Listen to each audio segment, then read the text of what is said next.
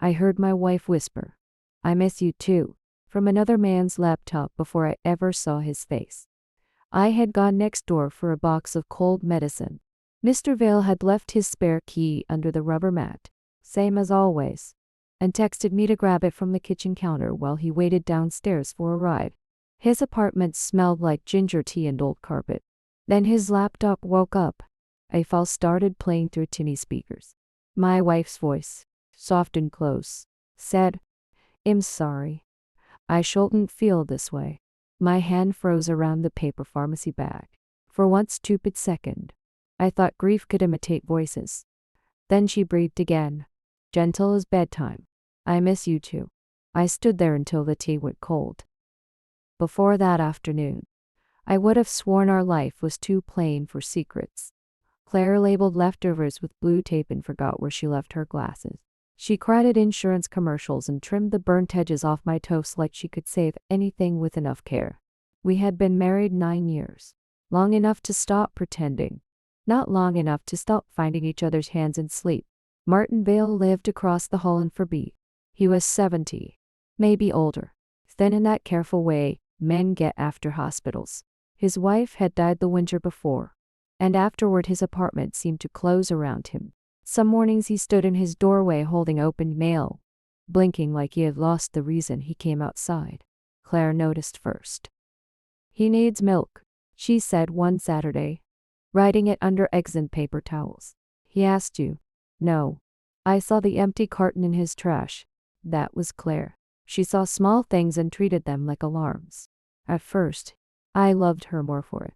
She brought Martin Ben and a bread still warm in foil. I loosened his kitchen faucet when it stuck. We carried canned soup from the lobby when his hands shook too badly. Signed for packages. Picked up prescriptions. Checked on him during storms. Once his front lock jammed, and I knelt there with graphite powder while Claire held a flashlight and Martin kept apologizing. "Don't be silly," she told him. "This is what neighbors do." I believed her. I believed it so completely that I never counted how often she crossed the hall. A bowl of stew. A pharmacy pickup. 10 minutes to help him find a missing bill. Harmless little kindness, scattered through our weeks.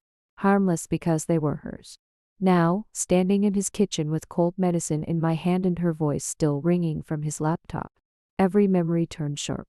Banana bread became an excuse. Milk on our grocery list looked intimate. That stuck lock felt like a door I had never thought to guard. I hated myself for thinking it. I pictured Claire laughing, open and unprotected. I pictured her hand on Martin's sleeve after one of his dizzy spells. Compassion had always been one reason I trusted her. Suddenly, it was reason I was afraid. I walked back across the hall with Martin's cold medicine crushed in my fist, so hard the box had folded at one corner. Our apartment smelled like onions hitting hot oil. Claire stood at the stove in my old great e-cert, hair clipped badly at the back of her head, stirring dinner like my whole world had not tilted 5 minutes earlier. Steam fogged the kitchen window. A towel hung over her shoulder. When she saw me, she smiled. "Hey, did he get downstairs okay?" My heartbeat answered before I did. Yeah, I said. "I think so." She looked at the pharmacy bag, then at my face. "You're pale. Is your cold worse?" For 1 second, I almost said it. I almost asked why her voice had been playing from Martin Bale's laptop, soft and intimate, like a secret I had walked in on too late. But she looked so normal, so Claire. Flour streaked her wrist. One sock sagged off her heel. She tasted sauce from a wooden spoon and hissed because it burned her tongue. "You need to sit," she said. "I'm fine. You're doing that thing with your jaw." I hated that she knew me that well. Her phone lay face down beside the cutting board, half ducked under a folded napkin. I had never noticed that before. Phones landed anywhere in our home. Counters, couch cushions, bathroom shelves. Nothing suspicious about glass against wood. Then it buzzed once. The screen lit under the napkin's edge. Unknown number. "Thank you for yesterday. It meant more than you know." The light vanished before Claire turned around.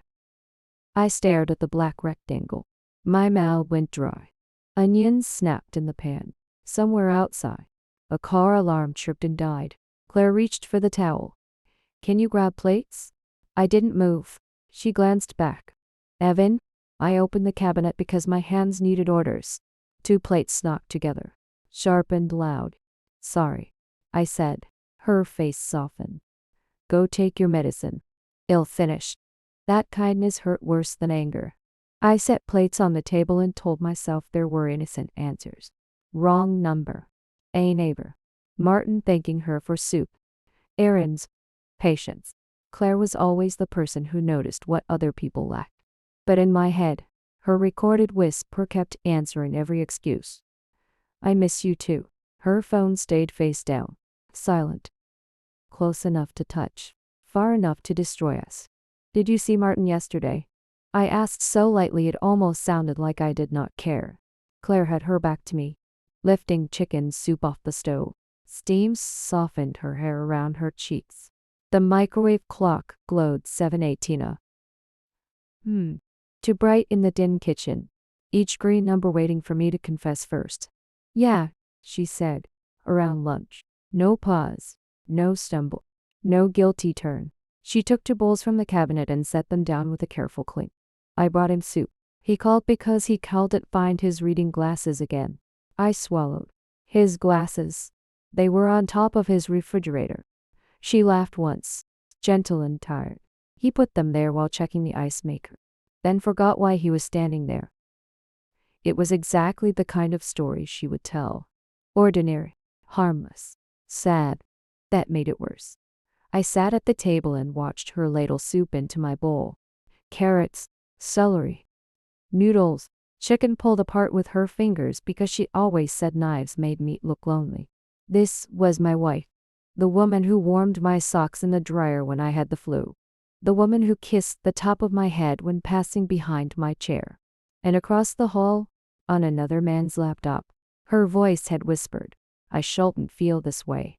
Claire set the bowl in front of me. Careful. It's hot. I almost asked then, why would your voice be in his apartment? Why would you tell him you missed him? Why is some unknown number thanking you like you gave away part of yourself? Instead, I picked up the spoon. Metal tapped ceramic. My hand shook. Claire noticed. Of course she noticed. You okay? Cold medicine makes me weird. I said, you barely took any. Then I'm naturally weird. She smiled, but her eyes stayed on me too long. That was our marriage in miniature. She looked. I hid. For a while.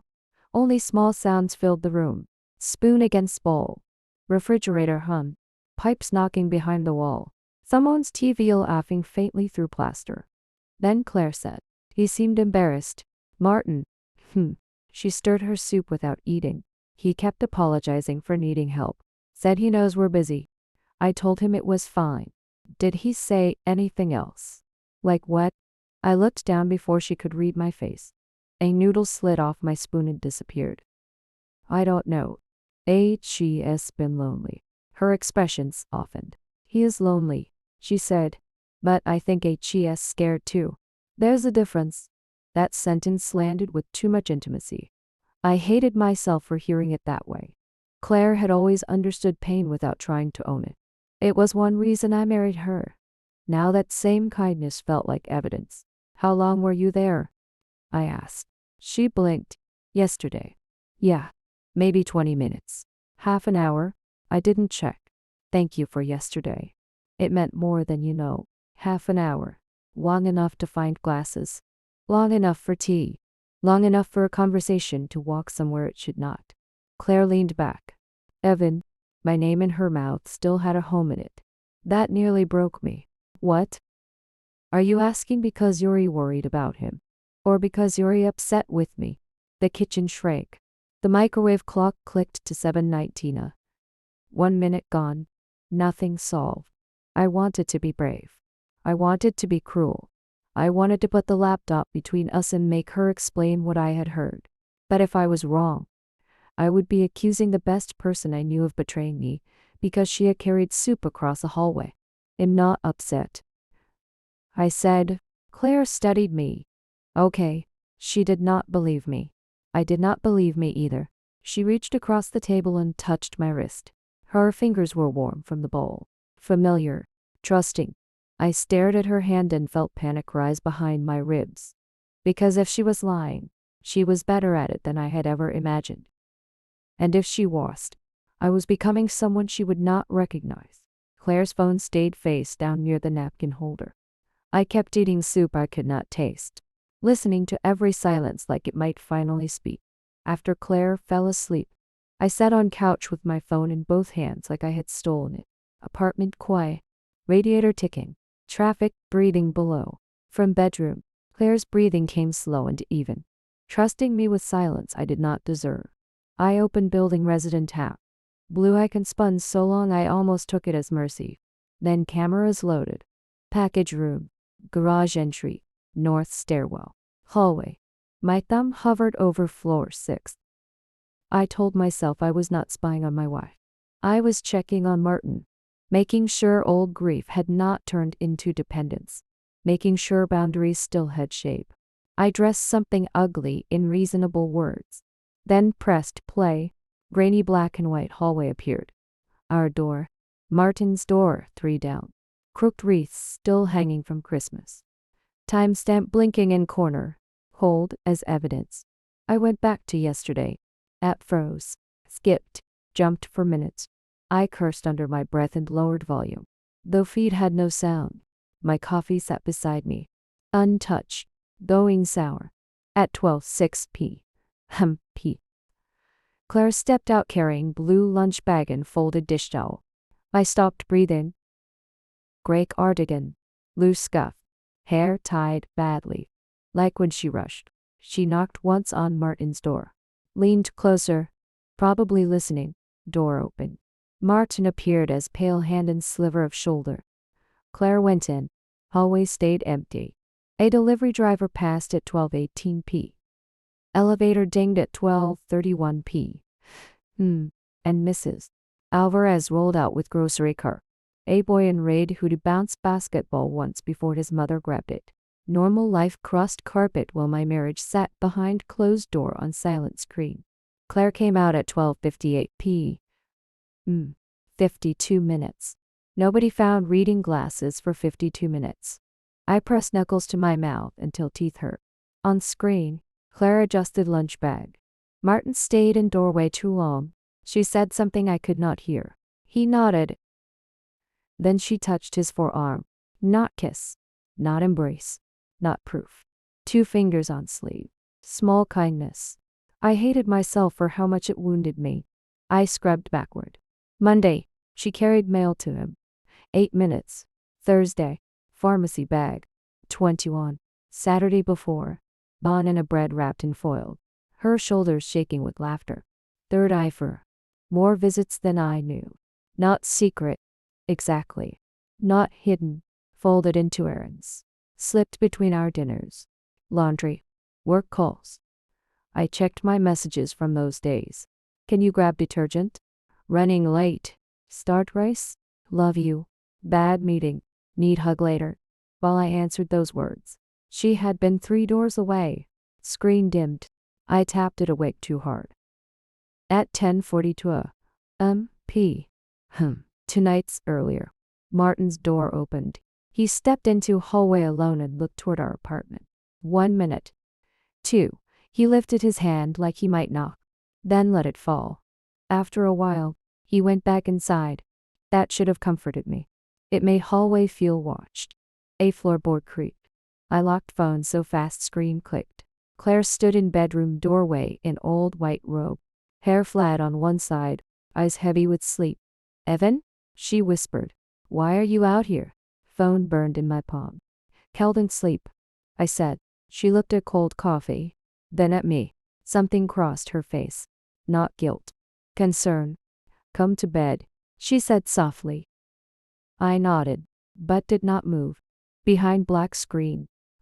Timestamp stayed in my head, lined up like charges I was too ashamed to say aloud. I found envelope in Claire's sock drawer because I had sunk low enough to open it. Not sentence I say with pride. I wish I could dress it up as instinct. Thayer, husband trying to protect his marriage. Truth was uglier. She was in shower. Her phone sat on bathroom counter. playing old playlist through Steam. I stood in our bedroom with pulse in my teeth, listening to water hit tile. I told myself I was looking for cold medicine. That lie lasted 3 seconds. Top drawer slid open with soft scrape. Rolled socks, hair ties, lavender sachet her sister mailed from Oregon. Ordinary things, harmless things. Things belonging to a woman who still kissed my shoulder before leaving for work. Then I saw cream-colored paper tucked beneath gray wool socks. One letter was written on front in Claire's blue ink. Not anything dramatic, just M. Somehow that made it worse. My fingers went numb when I lifted it up. Envelope was unsealed. Of course it was. Claire trusted this room. She trusted me inside it. Inside was receipt from jewelry store downtown. Place with velvet trays, quiet lighting, and salespeople who spoke awfully around expensive promises. Total made my stomach twist. Not impossible for us, but too much for nothing. Paid in cash. Behind receipt was folded note. Don't tell him until Friday. 5 words. I read them once. Again. Third time. Like repetition might turn her handwriting into strangers. Friday. Martin had mentioned Friday when he asked if Claire could stop by to check something small. Or maybe I had invented that memory, because my mind needed another nail. I saw him in my head standing in hallway. Robe tied crooked. Eyes wet and grateful whenever she carried soup to his door. I saw a file on his laptop. Heard my wife's voice again. Soft as betrayal. I miss you too. Maybe receipt was gift. Maybe note was planned. Maybe M met Martin. And Friday met moment I became last person to know my own marriage had ended. Shower shut off. I shoved receipt and note back so fast paper bent at one corner. Drawer closed louder than I meant.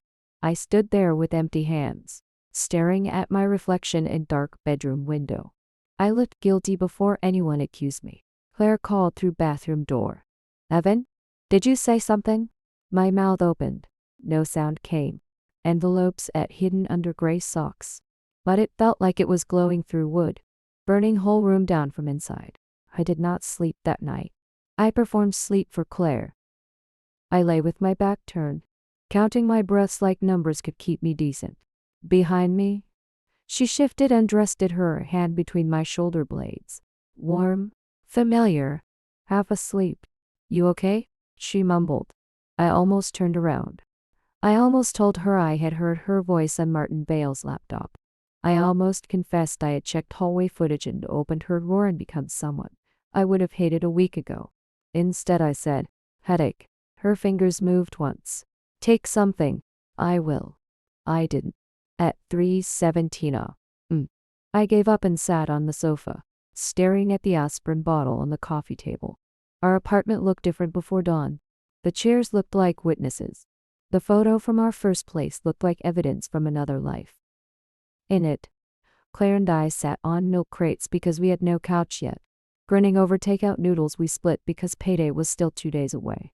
We had survived collection calls, cut hours, cheap soup, unpaid bills, and one winter coat between us. We had survived because we told each other the truth before fear could build a house. Now fear had moved in. It knew where we kept the mugs. At 5:42, Claire came out in her robe and found me sitting upright, dead phone in my hand. You never came back, she said. Morning made her face soft. No makeup, hair flat on one side. The woman I loved stood 6 feet away, and I wanted to hold her so badly at her. Cowled in sleep, I said, because of work? I looked at her mouth and heard that recording again. I miss you too. Yeah, I lied. Work. She studied me. Evan, my name sounded like she was knocking on a door I had locked from inside. I stood too fast. I'm going to shower. Okay, she said. But hurt crossed her face before she hit it. That should have stopped me. It didn't. By 8:10. She left for the clinic with coffee and a travel mug and worry tucked into her eyes. She kissed my cheek. I gave her half a kiss back. Cold and cowardly. The second the door shut, shame hit so hard I had to grip the counter. Then my phone buzzed. Unknown number. Evan, sorry to bother you. Internet is down again. Router lights blinking.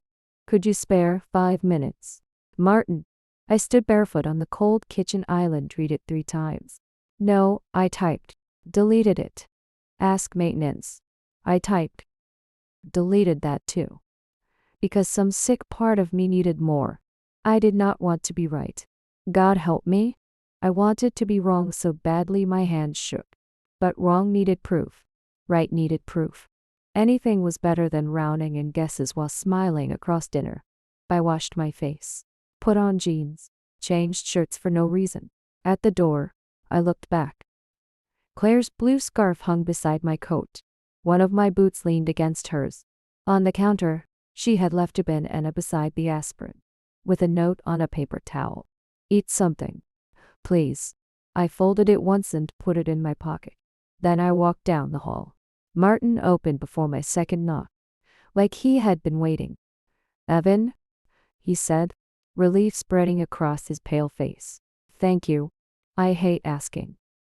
His apartment smelled like eucalyptus, soiled old coffee. Curtains half closed. Mugs lined the sink. The router blinked in angry little pulses beside the desk. No problem, I said. My voice sounded normal. That scared me most. Martin stepped aside. Claire usually knows which cord to pull. But I didn't want to bother her at work. Usually. The word landed between my ribs. I looked past him. His laptop sat open on the desk. Black screen reflecting my warped face. I moved toward the blinking lights. 5 minutes. I told myself. 5 minutes to find out if my marriage was ending. Or if I was. Yellow Ethernet cable looped behind Martin's desk like snake. I knelt by router, pretending to study blinking lights while laptop hummed above me. Old building, Martin said. Internet drops whenever wind picks up. Could be modem, I said. My hand shook, and I pulled wrong cord. Screen had dimmed. Not locked. Faint glow waited. Martin shuffled toward kitchen. Tea? No, thanks. You sure? Claire likes mint when she comes. When she comes. He said it like memory. Like claim. Water ran. Cupboard opened. Spoon clinked. Those sounds gave me 10 seconds. I stood and tapped trackpad. Desktop opened. No password. Folders filled, screen bills. Medical forms. Photos. Near tops at one named C. My ribs tightened. I opened it. Audio files. Dozens. Claire hello clean. Double UAV. Claire laugh hallway. WAV. Claire voicemail board. WAV. Claire sorry take 2. WAV. I clicked 1. Claire's voice came out bright and normal. Hi, Martin. It's Claire from Furby. I left your mail by the door. Another file. A small laugh. No. Don't get up. I've got it. Another. Am sorry you're having a rough day. Innocent pieces. Kindness cut into scraps. Then I saw second folder. Builds. My fingers went cold. Inside were files named line missing UV3. Friday's secret mix. WAV. I clicked first one. Static hissed. Then Claire's voice. Soft and drawn. I miss you too. Same sentence that had gutted me. Only now I heard scene. Tiny jump between miss and you. Breath did not match. Room tone changed under her words. I played it again. I misclipped. You too. My mouth went dry. It was not confession. It was construction. I opened full export. I'm sorry. Claire whispered through speakers. Don't tell him until Friday. I miss you too. Friday. Not affair. Not secret lover. Trap. He had taken her voice from hallway hellos. Voicemails. Building calls. Maybe his doorbell camera. And made it kneel inside his fantasy. Kettle screamed in kitchen. I flinched. Then saw a video folder. I opened it once. Claire at his door holding soup. Claire picking up newspaper. Claire with grocery bag against her hip. Claire smiling politely under hallway light. Nothing intimate. Only woman being kind. Only man saving every second. One text file sat below clip script notes. TXT. I clicked. Need sad line. You stews the voicemail for sorry. Make Evan believe distance. Friday before anniversary. Maybe he leaves. Then she understands. Rooms seemed to fold inward. My marriage had not been ending. I had almost helped him end it. Martin came back carrying mug with both hands. Steam blurred his thin face. Any luck? I lowered laptop halfway. Router lights blinked green. Internet had fixed itself. Or I had. None of it mattered. Almost. I said. My voice sounded too calm. He smiled toward computer. Not at me. You're good with these things. Claire always says that. I looked at him fully then. Not harmless widower. Not sweet old neighbor. Lonely automation meets efficiency. Yes. But loneliness had grown teeth in him. It had reached through our door and stolen my wife's voice. My phone was in my pocket. My thumb found record button. I stood slowly. Martin, I said, why do you have edited recordings of Claire? Martin's smile broke apart. For 1 second, he looked empty, as if I had spoken in another language. Then his eyes moved from the laptop to my jacket pocket. Then to the door. What recordings? He asked. I kept my hand around my phone. Claire's voice. Cut into things she never said. His fingers tightened around his mug. Tea shook against the rim. You were on my computer. You asked me to fix it. You had no right. The old chair beside him sagged under a folded blanket. Pill bottles stood by the lamp. A tissue box sat on the armrest. All those sad little details I had used to excuse him were still there. But they did not make him harmless anymore. Neither did you, I said. His mouth twisted. She cared about me. She brought you soup. She noticed I was alone. She is kind. She smiled like she meant it. He chose behind my eyes. Not jealousy. Something steadier. Where did you get her voice? Martin? He looked down. Say it. The apartment went still except for the soft clicking of the router. Doorbell clips, he whispered. My stomach dropped. And building voicemails. Calls about my medication. A birthday message after Ellen died. He said his wife's name like it could protect him. You stole pieces of her. I saved them. You built a lie. His face reddened. You don't understand what quiet does to a person. I stepped closer, then stopped. My hands had curled into fists. I opened them unpressed, one palm to the cold brass doorknob. I needed that child. If I hit him, he became the injured old man, and Claire became background noise. You wanted me to leave her, I said. He stared at the carpet. Wife righty? Why before our anniversary? His lips trembled. Because she would finally see. See what? That I needed her more. The words sat there, small and rotten. I thought of Claire's note in my pocket. Eat something. Please.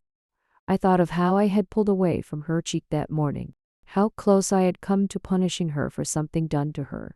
You will tell management, I said. Police will see every file. Then you delete them. You never speak to my wife again. His eyes filled. Evan, please. I'm sick. No, I said. You're irresponsible. He sank into the old chair. Smaller, but not innocent. In my pocket. My phone kept recording. I opened the door and stepped into the hall. Cold air touched my face. I leaned against the wall and breathed like I had been underwater. Then I called Claire. Claire answered on the third ring. Breathless. Evan, are you okay? I stood outside Martin's closed door with my hand shaking around my phone. I'm coming home, I said. And I need you to listen before you decide what kind of man I am. 2 minutes later, I walked into our apartment. Claire stood by the dining table. Charger cord still in her hand. Dinner waited under foil. My life looked ordinary, which made me feel worse. I set my phone on the table and played the recording from my pocket. Martin's voice filled our kitchen. I needed her more. Claire went pale. She sat down slowly. What is that? She whispered. So I told her everything. The file on his laptop. The voice that sounded like hers. The folders. The cut-up clips. His notes. The hallway app I checked. The message I misunderstood. Then I pulled out the cream envelope. Her eyes locked on it. You opened that? Shame hit harder than yelling. Yes. I said. I thought I meant Martin. Her mouth trembled. Mason Reed, jewelry store. My mom picked it up so you wouldn't see the charge. She took out the little box with stiff fingers and opened it. Inside was a plain silver watch, engraved on back. Still choosing you. I looked away because I deserved nothing that gentle. I'm sorry, I said. Not sorry to end a fight. Sorry because I let fear turn you into someone you're not. Tears slid down her face. You thought I could do that? I didn't want to. But I did. That was cruel truth. Pain was not proof. Fear was not evidence. My silence had put her on trial without letting her speak. Claire covered her mouth and cried quietly. I stepped closer, then stopped. Can I sit beside you? After a long moment, she nodded. I sat with space between us. She pulled tissue from box near salt shaker and crushed it in her fist. I was trying to be kind, she said. He seemed so lonely. I know. No more going over there alone. No private messages. No favors without both of us knowing. Yes. And you talk to me before you investigate me. My throat closed. Yes. She looked at watch, then at me. I'm scared. Me too. I held out my hand. Palm up. She stared at it for a long time. Then she placed hers in mine. Cold and real. Dinner went cold. We were not fixed, but we were facing same direction again. The next morning, Claire and I sat in the building manager's office with our knees touching under the desk. I played Martin's confession once. Only once. Claire stared at the carpet, hands folded so tightly her knuckles turned white. The manager stopped looking annoyed after first minute. By end, he had removed his glasses. Police came that afternoon. A lawyer followed 2 days later. Forms, statements, copied files. Words like harassment and digital impersonation. None of it felt dramatic. It felt like sweeping glass after something had shattered. Martin did not argue when they served him. I saw him through the peephole, smaller than I remembered, holding one cardboard box against his chest. For 1 second, pity rose in me. Then Claire's hand found mine, and pity stayed where it belonged behind the boundary he had crossed. We changed locks. I pulled battery from our doorbell camera and dropped it into junk drawer.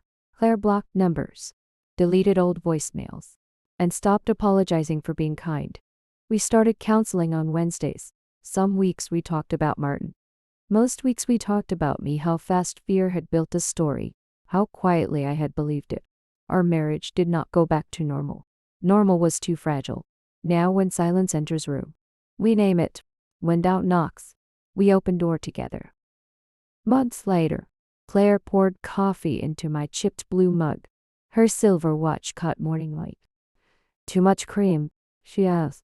I tasted it. Perfect, she smiled. Tired and real, I reached for her hand, not because I feared losing her, but because I finally understood she had been there all along.